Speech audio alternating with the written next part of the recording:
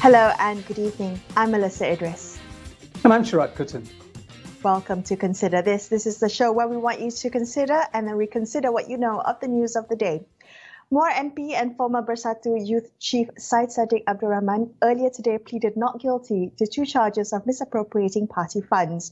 The former Youth and Sports Minister had claimed trial and he also claimed the charges that were brought against him as, quote, politically motivated.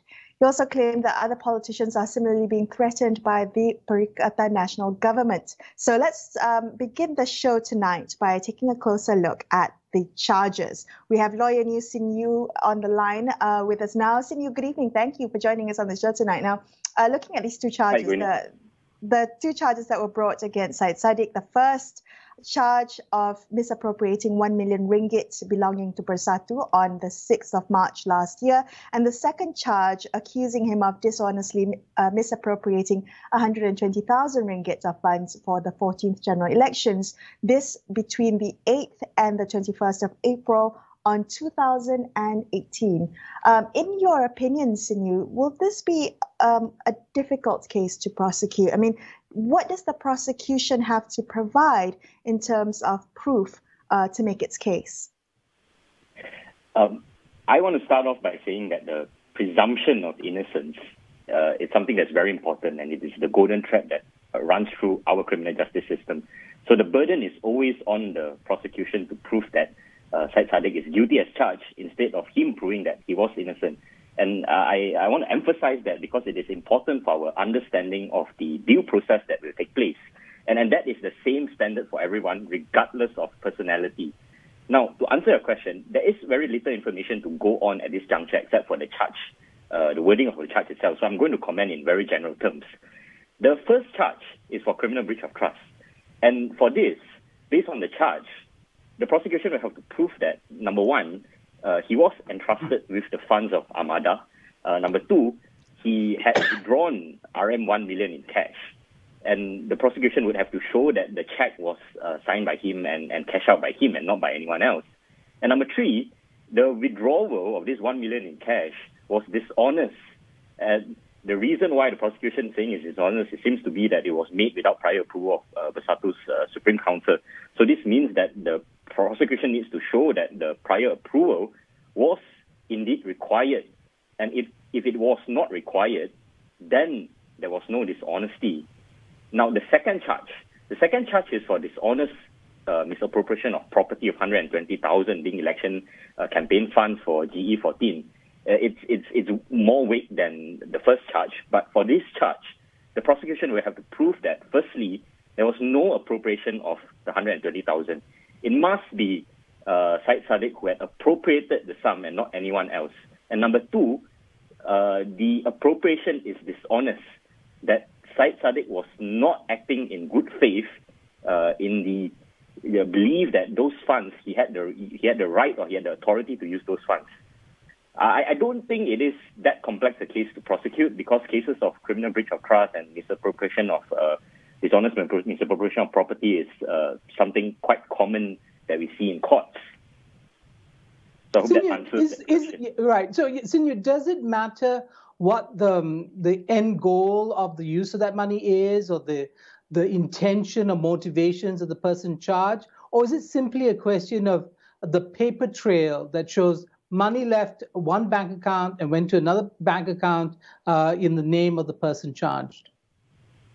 Intention is very important, but the question is, what intention?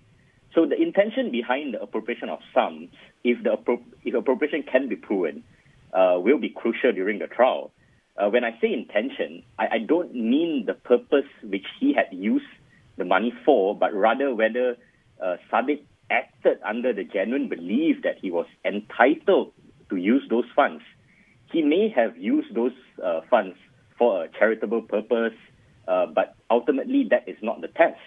The ultimate use of the money could be entirely benevolent, but if he knew that he did not have the authority to use those funds, then he would still be committing an offense. Sin Yew, can I ask you about the timing of the order to charge or order to prosecute? Apparently it was on the 4th of August of 2020 last year. So about a year has elapsed between the time of the investigation and the order to charge or order to prosecute and then the actual charge. I'm just wondering whether that's typical. For common cases, yes. We normally see a delay between the investigations being completed and having actually been charged in court. So to a certain extent, it is quite common. But this is a case of public interest. If there has been an order to charge, like I said, it means that the investigation is completed, and major cases like this, it should always be acted on expeditiously. So I do think that it is a cause of concern at the governance level, because the timing of the charge, it relates to, or it could have bearing to Saddiq's re-election campaign if he chooses to run in GE15. So at the governance level, the authorities should probably explain why there is such a delay. But for the purposes of the criminal trial itself, it is not relevant.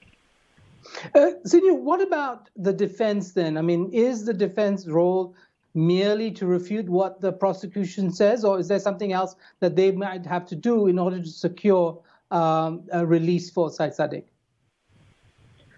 Well, even though the burden is on the prosecution to prove that Saddiq is guilty, like I mentioned earlier, it's important for the defense to put forward Saddiq's case when the prosecution presents their case.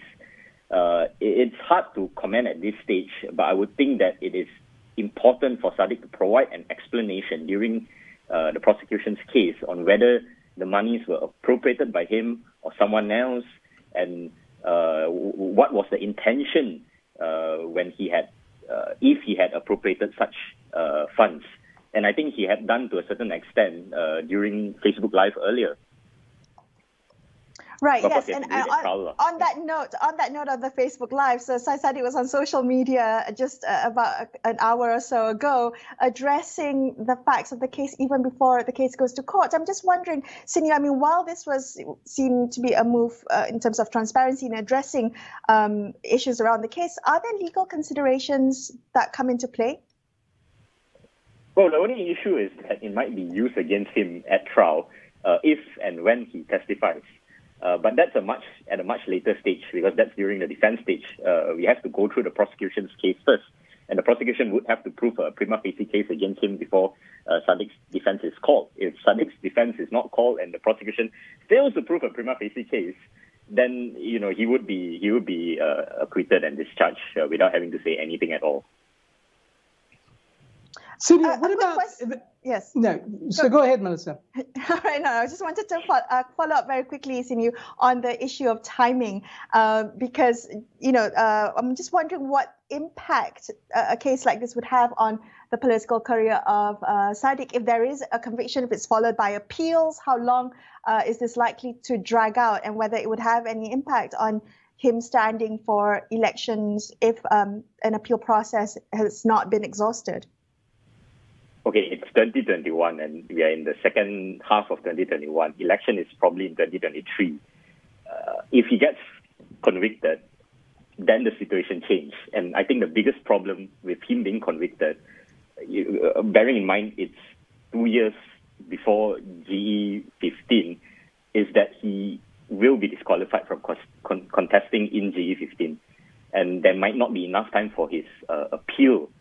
Of course, he won't lose his seat if he's convicted until he exhausts all appeals. But once Parliament dissolves and GE15 is called, he is disqualified from being a candidate. And that is really the same situation with Najib, I think. So there is a bearing, and the timing it's a problem, I would think, politically. Not legally, though, politically. Right. That was lawyer Sin Yew speaking to us. Now we're going to take a quick break here on Consider This, but after this we'll speak to an anti-graft activist for her thoughts on these recent developments. So stay tuned. We'll be right back.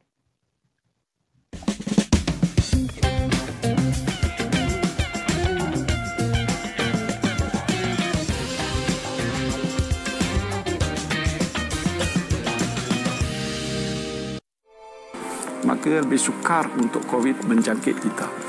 Untuk tempuh di rumah. Kalau kita boleh laksanakan KKP Kendiri dan keluarga, saya kira insya-Allah kita boleh berjaya. Akhirnya kita menang.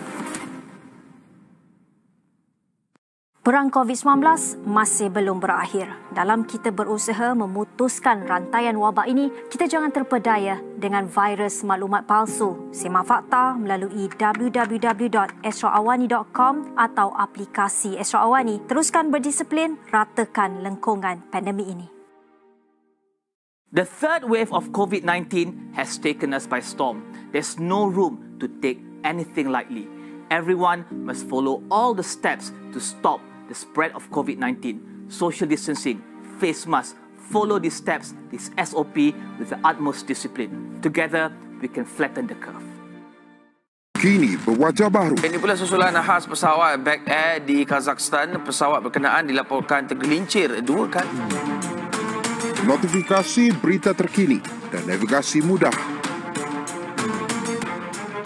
Podcast dikemas kini dengan berita dan program. Rebirth, Reformasi, Resistance and Hope. Serta video tanpa had dengan scroll tanpa henti. Buat turun aplikasi baru Astro Awani sekarang. Semua yang terjadi adalah berita, tetapi tiada siapa yang boleh bawakan yang terkini dan tergempar seperti kami. Dilihat hanya memberi wang tanpa matlamat yang tepat. Dia tidak melakukan apa-apa kesalahan. Untuk mendapatkan jawapan yang bermakna, kita perlu soalan yang tepat. Amat sedih dengan apa yang berlaku kat atas. Tiada ruang untuk berita palsu. Negara kita telah merekodkan kes harian baru sebanyak hanya fakta yang diberikan. Amat penting.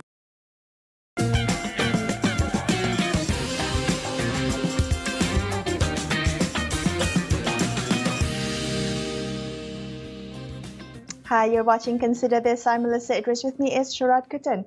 Former Youth and Sports Minister Syed Saddiq has countered that the 2 charges of misappropriating party funds that were brought against him was, quote, politically motivated. Now, he claimed that other MPs from both sides of the political divide are also being targeted for corruption investigations by the Malaysian Anti-Corruption Commission, or MACC. Let's speak now to an anti-graft activist and get her thoughts. Cynthia Gabriel is the Executive Director of the Centre to Combat Corruption and Cronyism, or better known as the C4 Centre. Cynthia, good evening. Thank you for joining us on the show tonight. Let's talk about these allegations of political conspiracies and manipulation of the criminal justice system. All of that is not new, Cynthia, and we have many politicians from both sides of the political divide having alleged that corruption charges against them are politically motivated. I'm just wondering, when the public is weighing these matters, what are the things that we have to keep in mind? Yes, hi Melissa. Thank you for having me on the show. Well, today's trial of Syed Saddiq actually tells us a number of things. I wanted to raise 3 very specific points. One of it is what we've seen so far, which is the high-profile trials of political leaders on trial. And this is not something really new or shocking, but it's something very disturbing. And disturbing because it's happening across the political aisle. It's happening to politicians which are very much experienced in the system, as well as the new ones that you can see with Syed Saddiq. But the heart of the matter is this. There is a lack of mechanism in actually regulating political financing, and a lack of clarity as to what actually constitutes political donations. So in the course of the last 1 week alone, we've had 2 trials. The first one, the trial of Tengku Adnan, in which the court actually ruled that it was the 2 million was actually political donations meant for the 2 by-elections in 2016.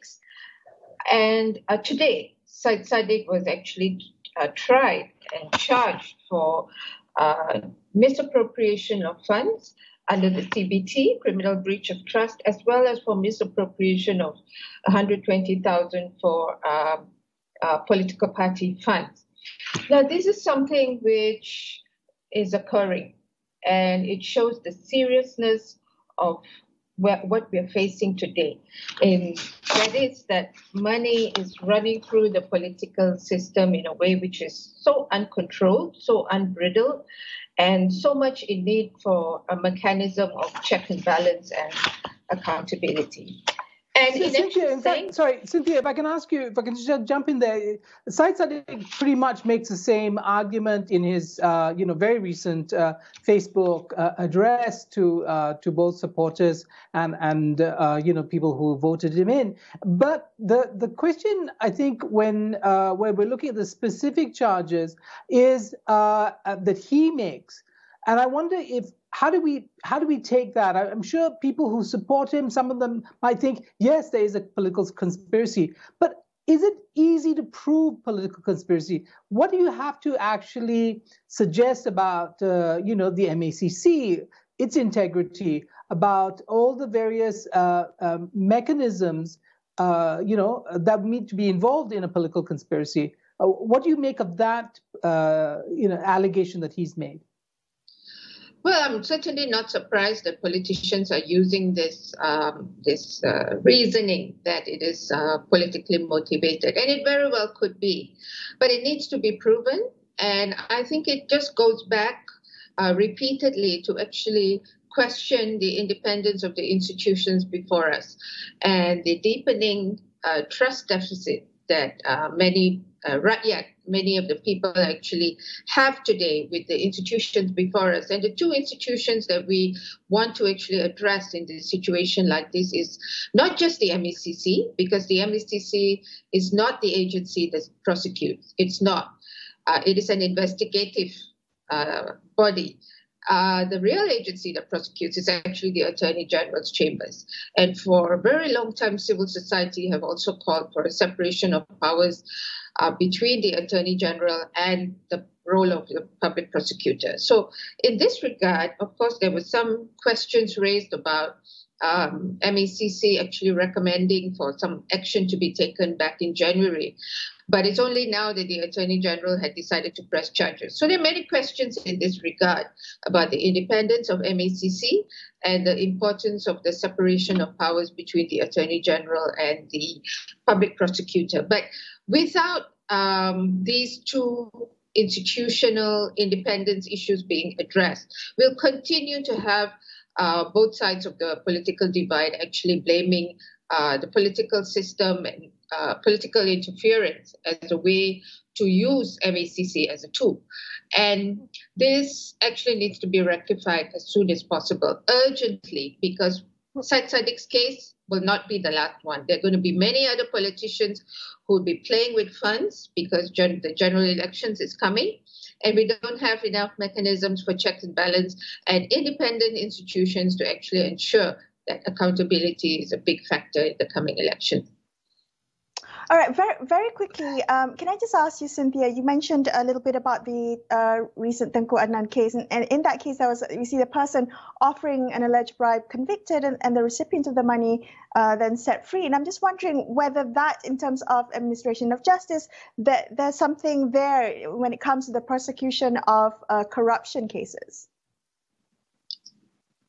Yes. I mean, in the case of Tengku Adnan, he was actually found guilty, right? But the Court of Appeal had overthrown that decision and decided that it was actually political donations. And so because it was political donations, so it wasn't corruption, because there was a receipt that was actually issued by UMNO to suggest that it was political donations to UMNO. But this does not make it right. And the money that is actually flowing through the political system needs to have much better clarity. And in actually saying that, I think what we really need is to also track the illicit enrichment of politicians and how they obtain funds and how they actually obtain money to win the elections and to run the elections. In fact, in the case of Najib and 1MDB, he had also admitted that 50 million ringgit of that 2.6 billion that had gone into his personal bank accounts was actually used to win the last GE13. So we're going on a merry-go-round, on a cycle, which actually very urgently calls for the political system and the business community to actually find ways to agree that they need to be more transparent, more accountable in the whole system of who is giving you the donation and what the donation is being used for. Right. Cynthia Gabriel of the C4 Centre there. Thank you so much for speaking with us. We're going to take another quick break here and consider this more in just a few minutes. We'll be right back.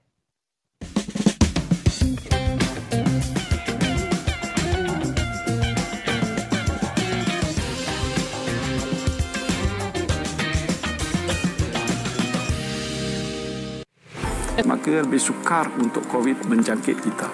Untuk tempoh 2 minggu ini, duduk di rumah. Kalau kita boleh laksanakan KKP, Kendiri dan keluarga, saya kira insyaAllah kita boleh berjaya. Akhirnya kita menang.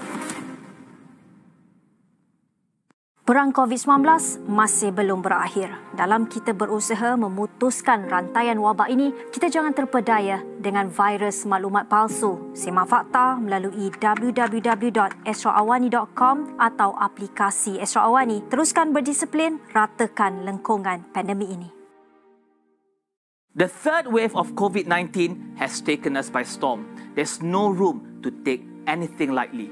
Everyone must follow all the steps to stop the spread of COVID-19. Social distancing, face mask, follow these steps, this SOP with the utmost discipline. Together, we can flatten the curve. Kini berwajah baru.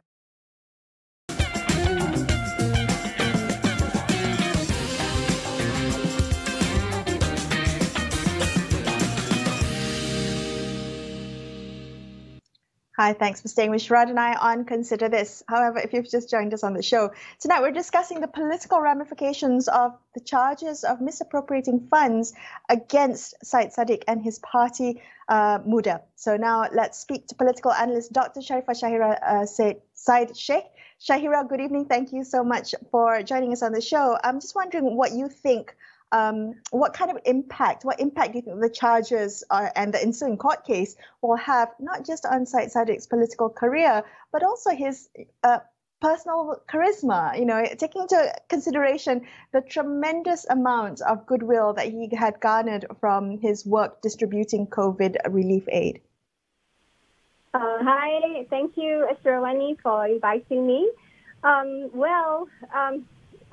Based on social media narratives, a lot of netizens consider this as another political drama.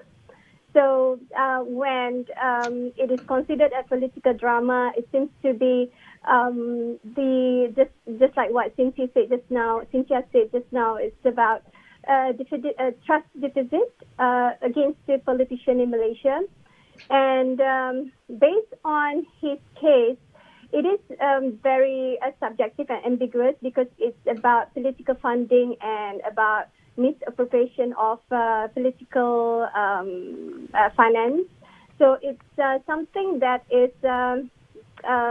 vague and unclear. And based on his live Facebook and Instagram, I mean, although he's not, he used to be a minister, former minister.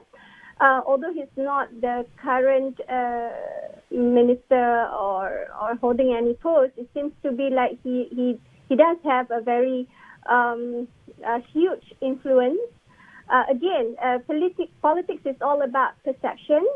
So in his case, to what extent the perception is on his side or on the other politician's side. Shaya, if I could ask you about that, because you just, like many of us, watched, Syed Saddiq on Facebook, or it could have been Instagram. I watched on Instagram. I think he has over 1 million followers on Instagram. And then a lot of comments were coming out, right? And so what is your sense of his delivery, his ability to persuade, the kind of comments that were coming out? What was the atmosphere like? It's a mix between the supporters of Bersatu against him, and also there are also a lot of supporters from his maybe his party, from youth. We can see a mixture of reactions. But the thing is, for him to receive a very large viewer, for about 25,000 viewers for Instagram and Facebook, it actually shows certain amount of influence. And the thing about politics, as I mentioned, it's about influence, it's about perception. So to what extent who's who can show and can actually portray what kind of perception? Yes, politicians need to know and need to ensure their political survival. In this case, I mean, government or the opposition party. However, they also need to be in line with the rational and also the critical thinking of the rakyat, that the people are able to access to any information now, and due to our education system, due to our information policies, we are very open and we are able to analyze the situation independently. So my advice, I really hope that all politicians, please, although we are going for, you are going for political survival to actually ensure your strength in politics, make sure you are also looking at the survival of rakyat and perceived as a person who represents rakyat.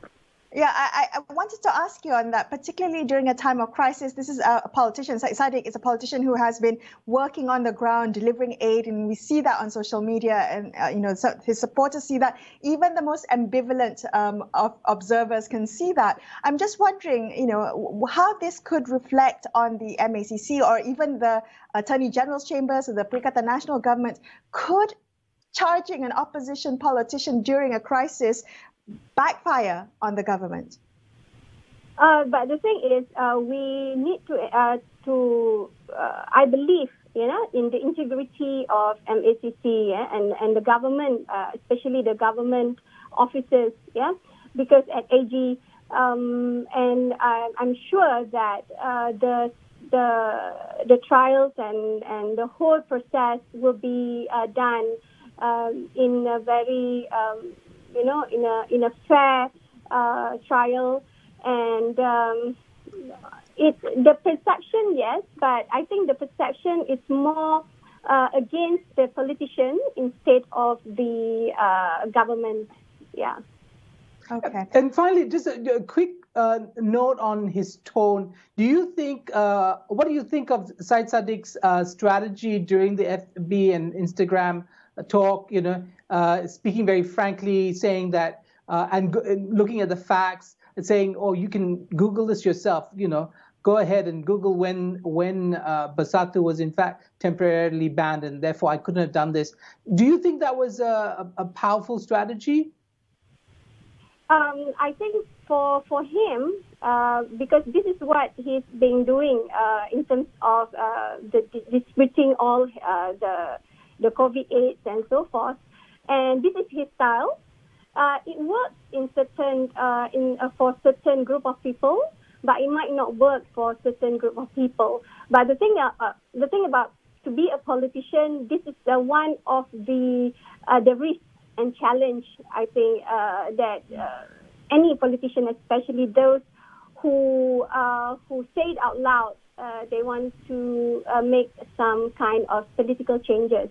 Okay, so it's not easy to make change, and there will be hurdles and challenges. So we'll see how it goes, because we'll need time to actually analyze. For example, if I need to do a real forensic or intelligence analysis on social media, the comments and all those, I do need time.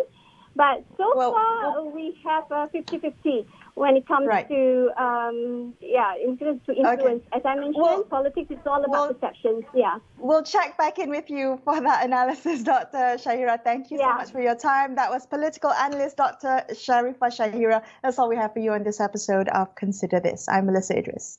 And I'm Sharaad Kuttan, signing off the evening. Thank you so much for watching. Good night.